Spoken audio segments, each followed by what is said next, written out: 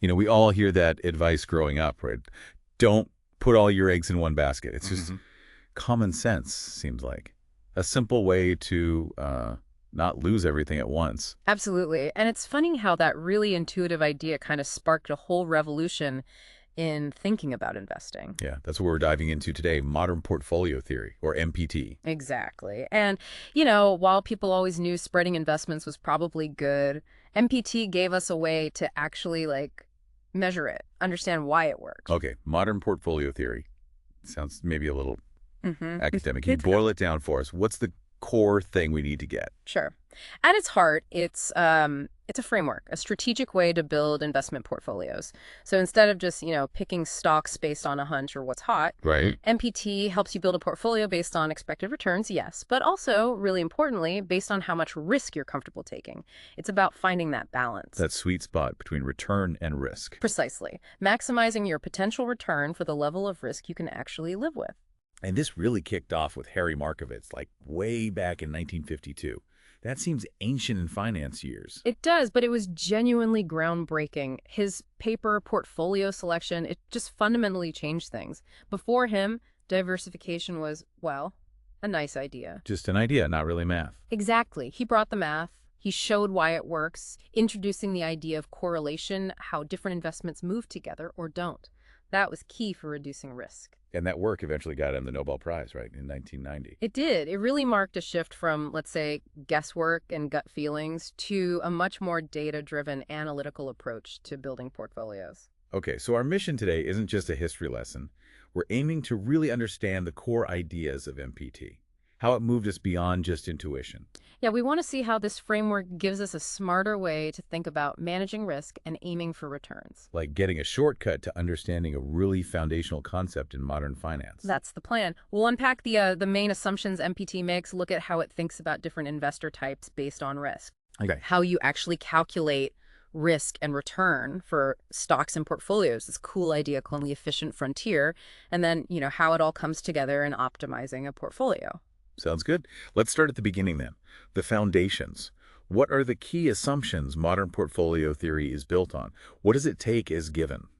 Okay, so there are a few core ones. The first big one is that investors are, well, rational. They want the best possible return they can get for a specific level of risk they're taking on. That makes sense. Or you could flip it. They want to minimize the risk for a certain target return. So if you have two investments, both expected to give you, say, 8%, you'll pick the one that's less risky, less volatile. Right. Same reward, less uncertainty. Seems like a no-brainer. Exactly. And building on that, MPT assumes investors don't just look at one single number for return. They think about a whole range of possible returns over time, maybe a year, and the chances, the probabilities of each outcome. Okay, so it's not just, I think the stock will go up 10%. It's more like, there's a 30% chance it goes up 15%, a 50% chance it goes up 10%, and maybe a 20% chance it only goes up 2%. Something like that. Precisely. Thinking in probabilities, not certainties. Which leads to the next point. Investors try to maximize their expected utility. Utility. Okay, that sounds a bit technical. It is, a bit. But think of it as the satisfaction or happiness an investor gets from an outcome. They try to pick the portfolio they expect will give them the most overall satisfaction, weighing the potential good outcomes against the potential bad ones. Ah, okay. So it's not just the raw numbers, but how those potential gains or losses actually feel to the investor. Like, avoiding a big loss might feel way better to someone than chasing a huge, but maybe unlikely gain. That's a really good way to put it, actually. And that ties into another principle. Diminishing marginal utility of wealth. Okay. Sounds complicated, but the idea is simple. Each extra dollar you get gives you a bit less extra satisfaction than the one before it. Right, like finding $5 on the street is awesome if you're broke, but maybe less exciting if you're already a millionaire. Exactly. Going from, say, $1,000 to $2,000 probably feels like a bigger deal than going from $1 million to $1,001,000. That extra $1,000 just doesn't have the same impact when you already have a lot. Yeah, that makes total sense. Okay, what else? Another key assumption is about risk itself. MPT says investors measure risk based on how much the expected returns of the assets in their portfolio are likely to wobble around. Variability. So risk is basically how much the returns could potentially swing, up or down. More swing means more risk. You got it.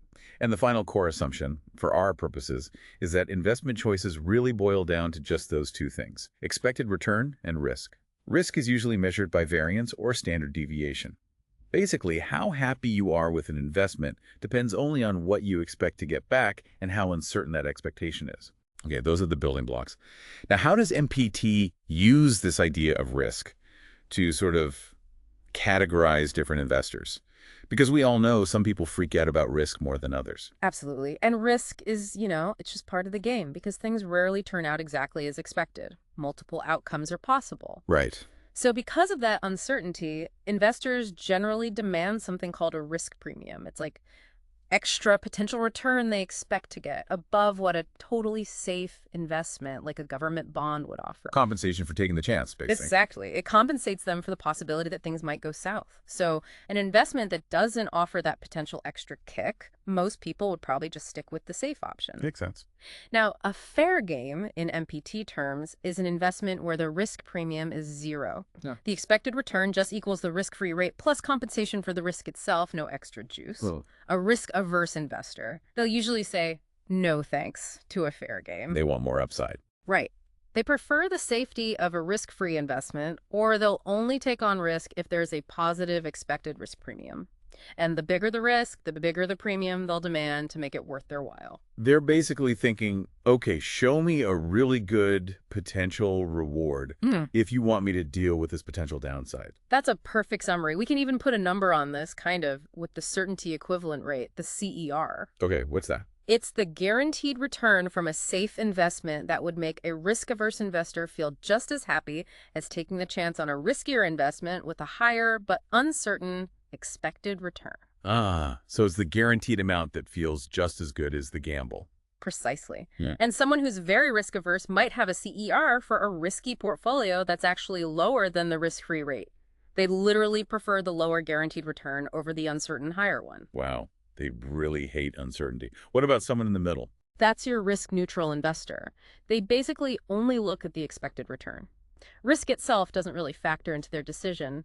For them, the CER is simply the expected return of the risky option.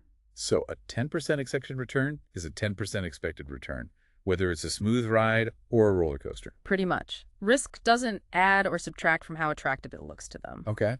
And the opposite end. That's the risk-seeking investor. They might actually be attracted to a fair game or even something with slightly worse odds. Unlike the risk-averse person who mentally discounts a risky prospect, the risk seeker might mentally inflate its value. They get a thrill from the risk itself. Kind of, yeah. They might see the potential big win and just not worry as much about the potential loss. It's almost like the gamble itself has some positive utility for them. Interesting. Okay, so we have these different attitudes towards risk. Now let's get practical. How do we actually calculate the expected return and risk MPT focuses on? Maybe start with just one stock or investment. Good idea. Let's crunch some numbers. Imagine we're looking at two stocks. Let's call them stock A and stock B. And we think there are three possible economic states next year. Maybe a boom, just a normal economy, or a recession. Okay. And let's put some probabilities on those. Say 30% chance of a boom, 50% normal, 20% recession. Got that. 30, 50, 20. Okay. Now, for stock A, we estimate it'll return 15% in a boom, 10% in normal times, but only 2% in a recession. Stock B is maybe higher growth, so we project 25% in a boom, 20% normal, but only 1% in a recession. Got it. Different potential outcomes for each, depending on the economy. Yeah. So how do we figure out the single expected return for each one? Right. You calculate a weighted average, you take each possible return, multiply it by its probability, and then add them all up. Okay. So for stock A, it's 0.30 times 15% plus 0.50 times 10% plus 0.20 times 2%. You do the math. Let's see, 4.5 plus 5 plus 1.4, that's 9.9%. Exactly. Expected return for stock A is 9.9%. Now for stock B, 0.30 times 25% plus 0.50 times 20% plus 0.2 times 1%. Okay, that's 7.5 plus 10 plus 0.2, 17.7%. You got it. So stock B has a much higher expected return, 17.7% versus 9.9%. Okay, based purely on expected return, B looks better. But we know there's risk. How do we quantify the risk for just stock A or just stock B? Right. As we said, risk in MPT is mainly about variability, volatility. The common measure is standard deviation. It's the square root of the variance. And variances. Variance measures how spread out those possible returns are around that expected return we just calculated. So a bigger variance, and thus a bigger standard deviation, means the returns are more spread out, wider range of possibilities, more risk. Gotcha. More potential swing, up or down, means more uncertainty, more risk. How do you calculate the variance? Sounds like it might be complicated. It has a few steps, yeah. Basically, you look at each scenario, boom, normal, recession. For each one, you see how far the return in that scenario is from the overall expected return. Deviation. Right. Then you square that deviation. Then you multiply that squared number by the probability of that scenario happening. And finally, you add up those weighted square deviations for all the scenarios. Okay. Deviation, square it, weight it by probability, sum them up. That gives you the variance. And the standard deviation is just the square root of that number. The calculation is a bit mechanical, but the core idea is just putting a number on how much the actual returns tend to differ from the average expectation. Okay, I think I get the principle. Now, the really interesting part. What happens when we combine these stocks, like A and B, or maybe others, into a portfolio? How does the expected return and, crucially, the risk of the whole portfolio work? Well, the expected return part is actually pretty simple. It's just a weighted average, like before. Oh, really? Yeah, you take the expected return of each asset in the portfolio, multiply it by the percentage of the portfolio represents its weight, and then just add all those weighted returns together. Can we do a quick example? Sure. Let's say your portfolio is 20% in investment A, 10% in B, 30% in C, and 40% in D. And their expected returns are, say, 9%, 12%, 15%, and 18% respectively. Okay. The portfolio's expected return would be 0.20, 9%, plus 0.10, 12%, plus 0.30, 15%, plus 0.40, 18%. Right, so 1.8 plus 1.2 plus 4.5 plus 7.2 equals 14.7%. Exactly, 14.7%. So the overall expected return is just a blend based on how much you hold of each. Okay, that's straightforward enough. But the risk. I'm guessing the portfolio risk isn't just a simple weighted average of the individual risks. This is where the don't put all your eggs in one basket thing really matters. You are absolutely right. This is where it gets more interesting and more powerful.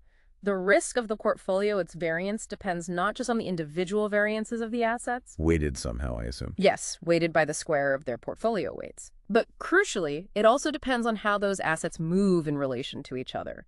And that's where covariance, or the more intuitive measure, correlation, comes in. Correlation, right. That tells us if they tend to zig when the other zags or if they move together. Exactly. So for a portfolio with just 2 investments, the variance formula actually has 3 parts. First, the weighted variance of asset 1, that's weight squared times variance 1. Second, the weighted variance of asset 2, weight squared times variance 2. And third, a term involving the covariance between them specifically, 2 times weight, 1 times weight, 2 times their covariance. Okay, that sounds, more complex. Can we use some numbers again? Maybe those 2 investments you mentioned earlier? Let's try it. Say we have 2 investments, maybe not A and B, let's just say 1 and 2. Yeah. Let's assume both have an expected return of 15% and a standard deviation of 5%. So individually, same risk, same return expectation. Okay. Now the key is the correlation between them. Let's say the correlation coefficient is 0.5. So they tend to move in the same direction, but not perfectly. And let's say we put 50% of our money in each. Equal split.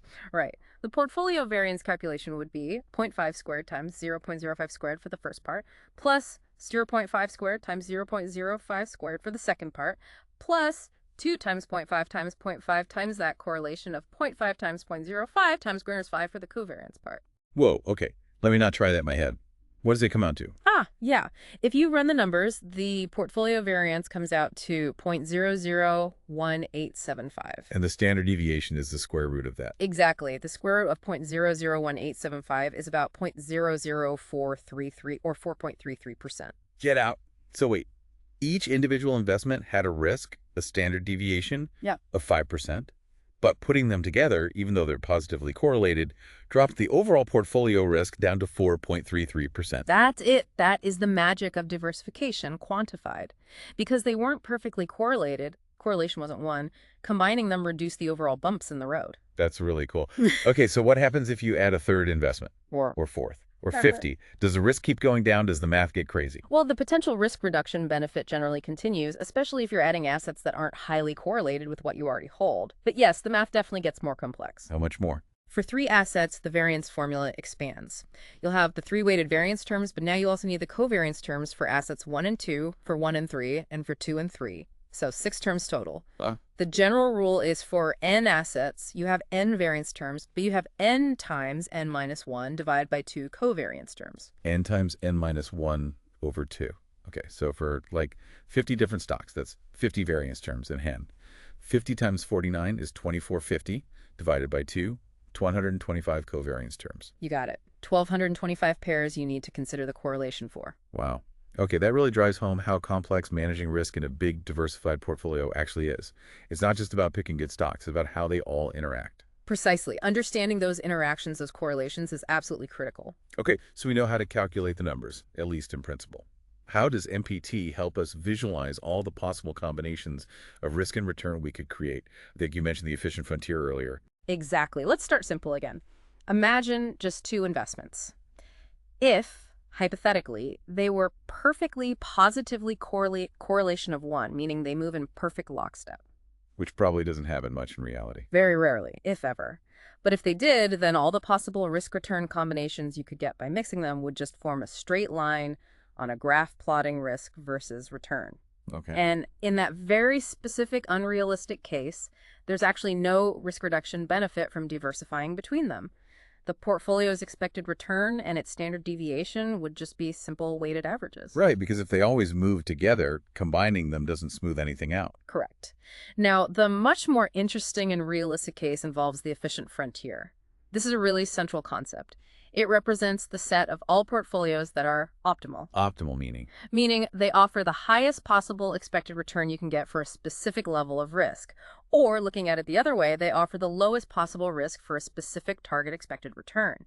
It's the edge of achievable good portfolios. So it's like mapping out all the best possible trade-offs available in the market.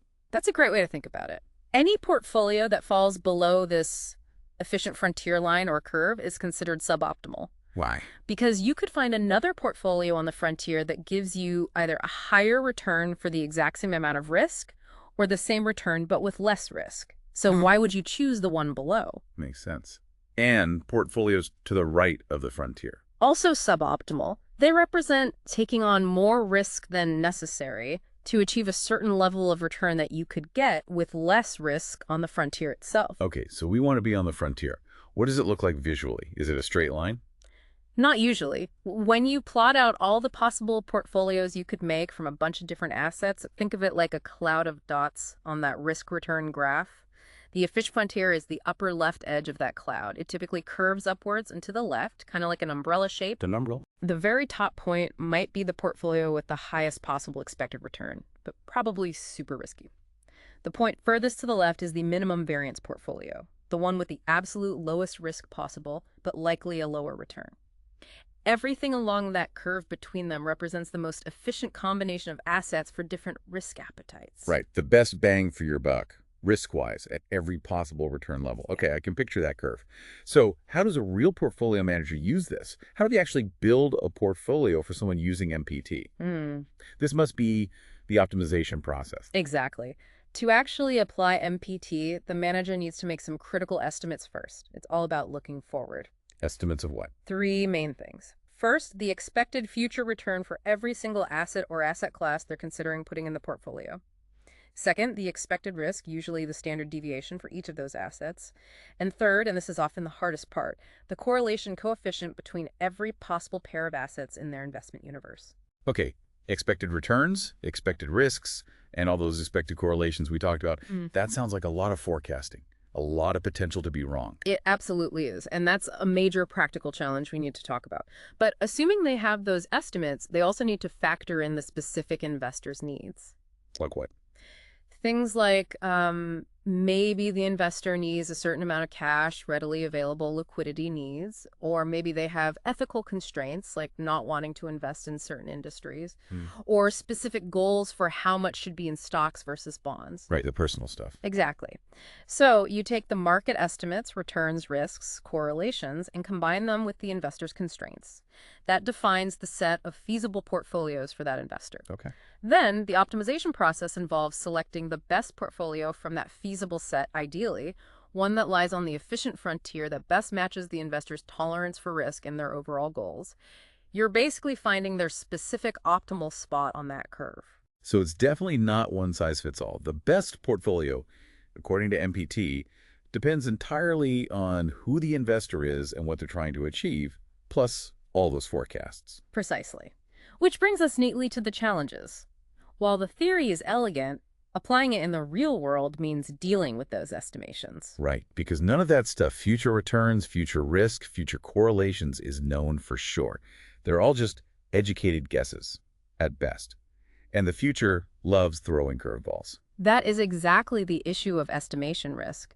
The whole process, the final portfolio you build, is incredibly sensitive to the accuracy of those inputs you started with. Garbage in, garbage out, basically. To a large extent, yes. Small errors in estimating expected returns, or especially those hundreds or thousands of correlation coefficients, can lead you to construct a portfolio that looks optimal on paper based on your bad inputs, but might be far from optimal in reality. We talked about needing over 1,200 correlation estimates for just 50 stocks.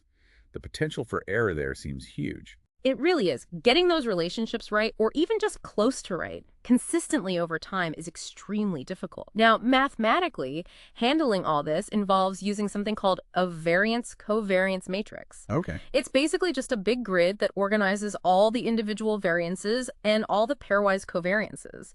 It's how the calculations are done for portfolios with more than 2 or 3 assets. Sounds like something you need a computer for. Oh, absolutely. Spreadsheets, specialized financial software, they handle the number crunching, but they can't eliminate the fundamental challenge. The inputs are forecasts about an uncertain future. That estimation risk is always there when you use MPT in practice. Okay, this has been a really thorough look at modern portfolio theory. We've gone from that simple eggs in one basket idea all the way to covariance matrices and estimation risk. If you had to sum it up, what are the absolute key takeaways for someone listening? I'd say the big ones are, MPT gave us a way to actually quantify diversification's benefits using statistics like correlation. It formally defined that fundamental trade-off between risk and expected return. It recognized that different investors handle risk differently. The efficient frontier concept gives us a target, the set of best possible portfolios. And the optimization process tries to find the right point on that frontier for you. But with a big asterisk. But yes, a big asterisk. It all hinges on estimates about the future, which are inherently uncertain. Estimation risk is real and significant. Right.